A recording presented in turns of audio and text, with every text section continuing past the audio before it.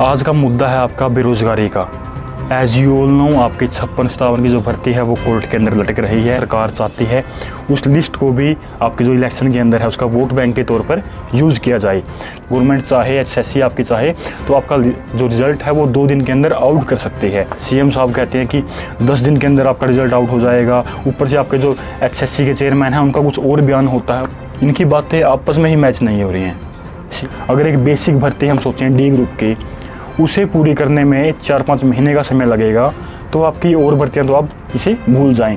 सभी भर्तियां आजकल एचकेआरएन के थ्रू हो रही है और किसी बच्चे को उसके अंदर पता भी नहीं होता कि किस बच्चे का नाम आएगा, किसका नहीं आएगा। Hello friends, welcome back to YouTube channel.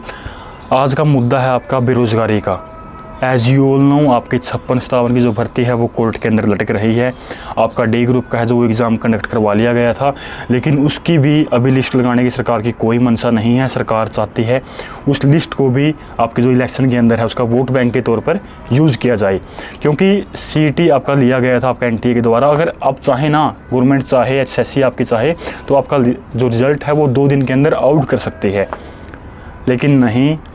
2 महीने हो चुके हैं, बच्चों को उम्मीद दे दी जाती है। सीएम साहब कहते हैं कि 10 दिन के अंदर आपका रिज़ल्ट आउट हो जाएगा। ऊपर से आपके जो एचएससी के चेयरमैन हैं उनका कुछ और बयान होता है। वो कहते हैं कि हम फॉर्म भरवाएंगे, प्रेफरेंस भरवाएंगे, और प्रेफरेंस के फॉर्म भी हैं जो अभी तक नहीं निकाले गए हैं।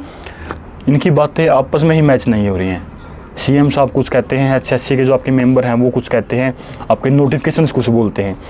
देखिए, अगर जो बेसिकली हम देखा जाए 56-57 और डी ग्रुप की जो भर्तियां हैं हरियाणा के अंदर, वही सबसे मेन भर्तियां मानी जा रही थी इस पूरे सीईटी के अंदर। अगर गवर्नमेंट द्वारा वही नहीं पूरी की गई तो आगे बहुत सारे आपकी कैटेगरीज बचती हैं, तो वो भर्तियां तो बच्चे भूल जाएं, क्योंकि 3-4 महीने रह गए हैं। और इतनी आपकी जो वैकेंसियाँ हैं, इनके अलावा 56-57 और डी ग्रुप के अलावा मैं बात कर रहा हूँ, तो उनके कब एग्ज़ाम होंगे, कुछ की फिजिकल्स हैं, कुछ के आगे आपका पूरा प्रोसेस है वो आपका कब होगा।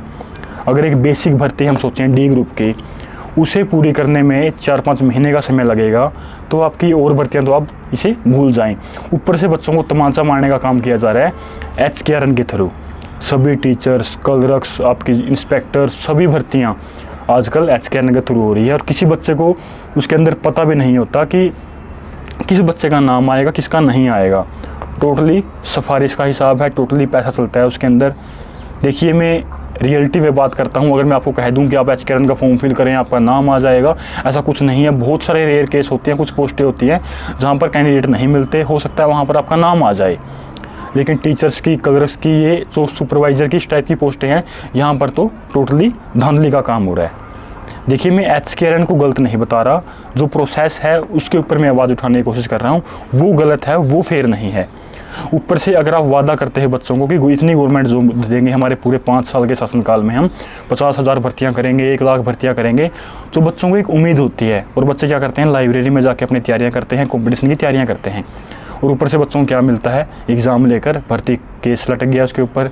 आपके डी ग्रुप का एग्ज़ाम ले लिया, वो आपका लटक गया, उसका ऊपर भी अभी तक ऐसा कोई रिज़ल्ट है, कोई डेट है वो फिक्स नहीं की गई है कि उस डेट को रिज़ल्ट आएगा। उसको वो अपना वोट बैंक के लिए यूज़ करने वाले हैं बेसिकली। तो इन्हीं मुद्दों को लेकर मैं आज बड़ा आहत होकर ये वीडियो बनाने की मैंने एक प्रयास किया, कोशिश की कि हर किसी को पता चले कि सरकार की आखिरकार मंशा क्या है। सरकार नहीं चाहती, सरकार को कोई मतलब नहीं है बच्चों से। सरकार को मतलब है जाट, नॉन जाट, पैंती बिरादरी वर्सेस एक बिरादरी। सिर्फ मतलब जुमला है, पागलपंती है, उनका एक अलग ही ड्रामा चल रहा है आजकल। जो मतलब ठीक है, सीएम साहब ने गीता के ऊपर हाथ रखकर अपनी कसम खाई है कि मैं सारी भर्तियां फेयर करूंगा। ठीक है, आप फेयर करोगे, हम नहीं कहते कि आप गलत करोगे, जो भी गवर्नमेंट जॉब आपकी होंगी, लेकिन कब करोगे। बेसिकली बात यह है ना, 56-57 उसे मोस्टली बच्चे कैंसिल ही मान रहे हैं और मोस्टली टीचरों का कहना है कि वो कैंसिल हो गई। ऊपर से आपकी डी ग्रुप की, अगर चाहें तो आप 1 दिन में रिजल्ट लगा दें, उसका रिजल्ट अभी तक क्यों नहीं आया, जबकि आपके खुद के बयान थे कि 10 दिन के अंदर रिजल्ट आ जाएगा, 15 दिन के अंदर रिजल्ट आ जाएगा। तो ये एक बड़े मुद्दे हैं। और जो आगे जो बच्चे अदर कैटेगरीज़ के हैं, जो वैकेंसीज़ का वेट कर रहे हैं, जिनका अभी तक उनकी कैटेगरी का जिन बच्चों का एग्ज़ाम नहीं हुआ है, उन कैटेगरीज़ का एग्ज़ाम कब होगा, सरकार को ये भी जवाब देना चाहिए। सरकार कभी नोटिफिकेशन निकाल देती है, 1 वीक बाद उसी नोटिफिकेशन को वापस ले लेती है। मतलब कोई यहाँ पे सिस्टमेटिक नहीं है हरियाणा के अंदर। तो मेरा कहना है, ज़्यादा से ज़्यादा बच्चों को इस वीडियो को शेयर करें, और टीचरों की बहुत सारी जो एग्ज़ाम हैं वो लिए गए थे, कंडक्ट करवाए गए थे, बहुत सारी भर्तियां टीचरों की भी आज कोर्ट के अंदर पेंडिंग है। यानी कि जो कंप्यूटर साइंस वाली भर्ती थी वो आपकी पेंडिंग है, उसकी डेट भी आपकी कोर्ट द्वारा अप्रैल में दे दी गई है। यानी कि इस 5 साल के सेशन काल में वो भर्ती भी नहीं होने वाली। टीजीटी पीजीटी की आपकी बहुत सारी वैकेंसियाँ जिनके एग्ज़ाम ले लिए गए थे, उनका फाइनल रिजल्ट अभी तक नहीं दिया गया है। डॉक्यूमेंट वेरिफिकेशन भी करवा ली गई है, लेकिन सरकार को रिजल्ट देने में समस्या क्या है? अगर एचएससी चाहे, इतने मेंबर हैं एचएससी में, इतने वर्कर हैं, 2 दिन में आपका रिजल्ट है जो प्रिपेयर किया जा सकता है। आजकल तो सारा कुछ कंप्यूटर से है, लेकिन नहीं। कब आएगा रिजल्ट? जब आपके इलेक्शंस होंगे, उससे 1 महीने पहले आपका डी ग्रुप का रिजल्ट आएगा। आपके टीचर्स की जितनी वैकेंसियाँ हैं वो आपकी पूरी की पूरी फिल कर दी जाएंगी। और बाद में फिर क्या होगा?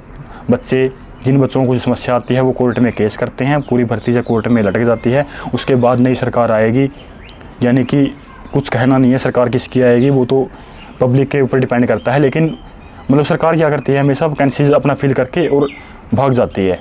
उसके बाद अगले सेशन में देखेंगे, अगर हमारी सरकार आएगी तो उसे कंप्लीट कर देंगे, नई सरकार आएगी तो क्या करेगी, उन सभी वैकेंसीज को खाली यानी कि कैंसिल कर देगी और फिर दोबारा से वो उनका अपना जो सिस्टम है वो स्टार्ट हो जाएगा। यानी कि खिलवाड़ किसके साथ हो रहा है? सिर्फ स्टूडेंट्स के साथ। उन्हें एक दिलासा दे दिया जाता है, उन्हें एक भरोसा दे दिया जाता है। देखिए, डी ग्रुप के अंदर बहुत सारे एमएससी किए हुए, पीएचडी किए हुए बच्चों ने फॉर्म फिल किया था और वो भी उम्मीद लगा के बैठे हैं कि हमें गवर्नमेंट जॉब लगेंगे। तो मतलब आप सोच सकते हैं हरियाणा की एजुकेशन का लेवल कहाँ जा चुका है। जिस बच्चे को टीचर लगना चाहिए, जिस बच्चे को प्रोफेसर लगना चाहिए, आज वो डी ग्रुप का एग्ज़ाम देने के लिए मजबूर है। तो मैं नहीं मानता ये मतलब अपनी गवर्नमेंट की एक अच्छी मंशा है। अगर अच्छी मंशा होती तो इस 4-5 साल के सेशन काल में अच्छी वैकेंसियाँ होती। जो उन्होंने वादा किया था कि 75,000 भर्तियाँ कर देंगे, 1 लाख भर्तियाँ कर देंगे, वो अब तक आपकी पूरी हो जाती। लेकिन अभी तक आपकी कोई वैकेंसी पूरी नहीं की गई है। ठीक है, आपकी 3-4 साल पुरानी जो वेटिंग लिस्टें हैं वो कभी कभार आ जाती हैं, वो अच्छी बात है। लेकिन जो आपकी न्यू वैकेंसीज हैं, जो बच्चों को आपने उम्मीद दी थी, उस उम्मीद का आप कहाँ तक आप खड़े उतरे हो, उसके ऊपर ये मैटर करता है मेनली। तो मैं सभी साथियों से हम्बल रिक्वेस्ट करता हूँ, ज़्यादा से ज़्यादा वीडियो को शेयर करें और हमेशा आप सोशल मीडिया प्लेटफॉर्म को हमेशा वीडियोज़ देखने के लिए, फ़ोटोज़ पोस्ट करने के लिए यूज़ करते हो। तो मेरे सभी साथियों से जो मेरी वीडियो तक देख रहा है, उससे मेरी हम्बल रिक्वेस्ट है, अच्छी पोस्टें डालें, एक सोशली पोस्ट डालें, ताकि लोगों में एक मैसेज जाए और एक आवाज़ उठाई जा सके बच्चों में कि ऐसा गवर्नमेंट द्वारा क्यों किया जा रहा है, ताकि गवर्नमेंट की भी कुछ नेगेटिविटी फैले, फिर गवर्नमेंट कुछ सोचे कि हाँ हम गलत कर रहे हैं और ऐसा हमने करना चाहिए था। जो आपके रिजल्ट हैं, जो आपकी भर्तियाँ पेंडिंग है, वो आपकी सरकार द्वारा करवाई जाए। आप सभी साथियों का बहुत बहुत धन्यवाद जो हमारी वीडियो में लाइन तक बने रहे। मेक श्योर वीडियो को लाइक और चैनल को सब्सक्राइब करना ना भूलें, ताकि आपके जितने भी सोशली मुद्दे हैं उनको हम हमेशा उठाने के प्रयास करते हैं। जय हिंद, जय भारत।